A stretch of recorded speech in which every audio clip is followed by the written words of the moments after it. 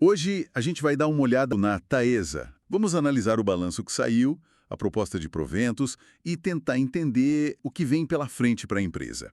Ela é uma empresa que atua só com transmissão, né? Bem parecido com o modelo da ISA CTEP. Exato. E não é qualquer empresa, né? É a maior do país se a gente olhar a receita anual permitida, a tal da RAP. São os 4 bilhões de RAP. Valor de mercado na casa dos 12 bilhões. Fez IPO lá em 2006, cresceu bastante com aquisições. Isso. Então, o nosso papo aqui é para entender esses números recentes, como ficam os dividendos e o que se pode esperar, principalmente pensando nesse ciclo de investimentos dela. Ah, e antes da gente continuar, se esse tipo de análise te interessa, considera curtir o vídeo e se inscrever aqui no canal. Rapidinho.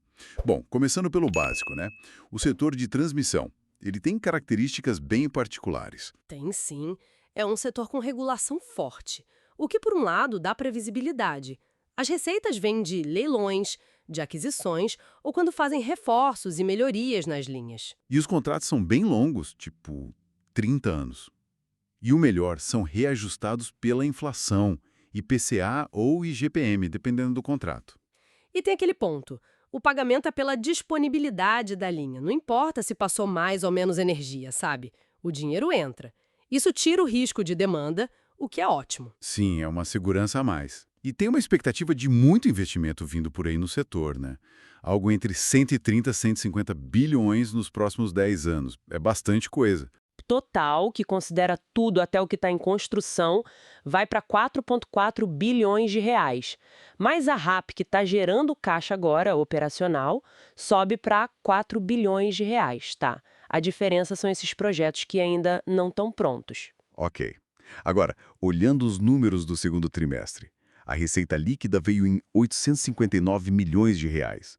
O EBITDA, como sempre no setor, bem alto. Lucro operacional de 610 milhões, uma alta de 5%. Mas o lucro líquido não acompanhou na mesma medida, né?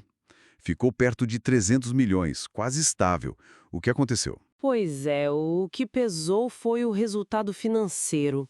Piorou uns 12% em relação ao trimestre passado. Isso é reflexo direto da dívida que a empresa carrega para bancar os investimentos, né? Como é mais do lucro? Faz sentido. Mas e os custos? Como ficaram?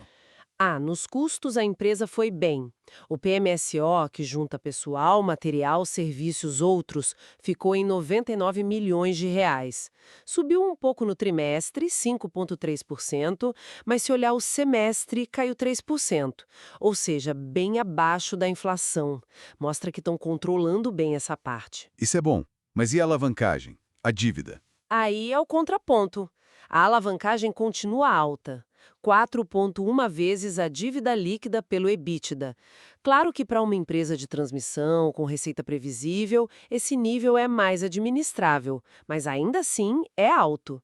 Reflete aqueles 4,7 bilhões de reais que estão indo para projetos em construção. Projetos que, quando prontos, devem gerar mais 573 milhões por ano de receita. E a dívida líquida em si mudou muito? Ficou estável no trimestre, em 9,5 bilhões.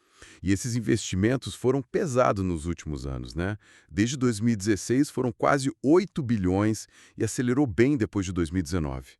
A previsão para 2025 ainda é alta, 1,5 bilhão, mas para 2026 já cai bastante, para uns 400 a 600 milhões. Então parece que o pico do investimento está ficando para trás.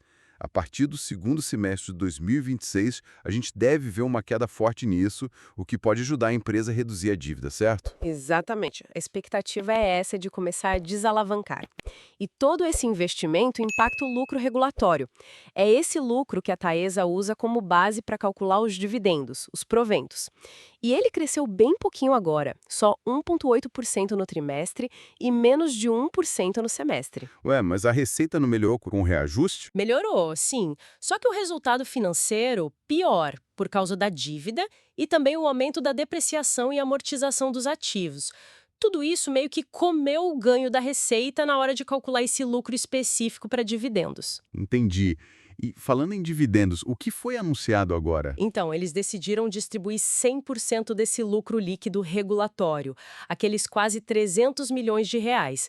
Isso dá líquido já 0,25 por ação TAE 3 e TAE 4. E para a Unity, a TAE 11 dá 0,77. E o dividend yield disso, na cotação de hoje? Dá uns 2,3%.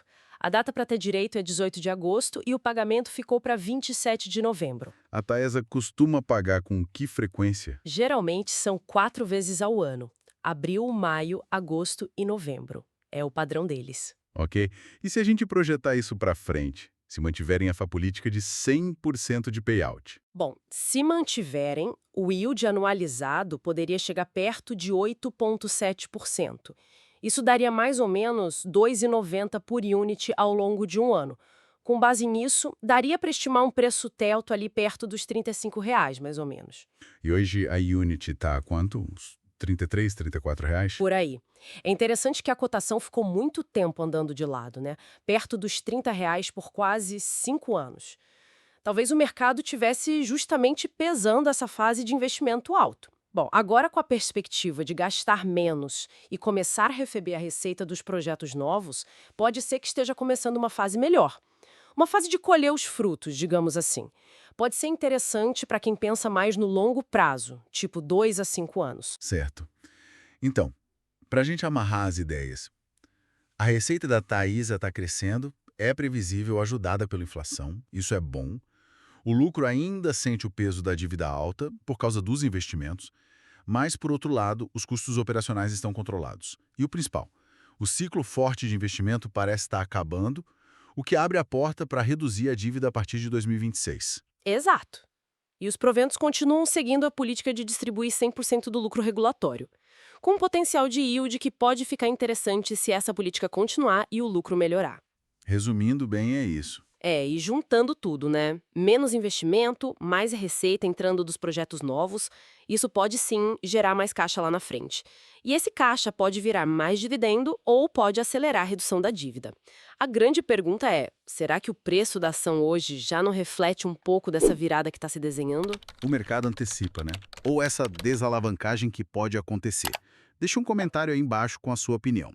E claro, se gostou da conversa, não esquece de curtir o vídeo, verificar se está inscrito no canal e ativar aquele sininho para receber aviso das próximas análises. Lembrando sempre, essa nossa conversa aqui é informativa, não é uma recomendação de compra ou venda de ações, ok? Cada um precisa fazer sua própria análise. Um abraço e até a próxima.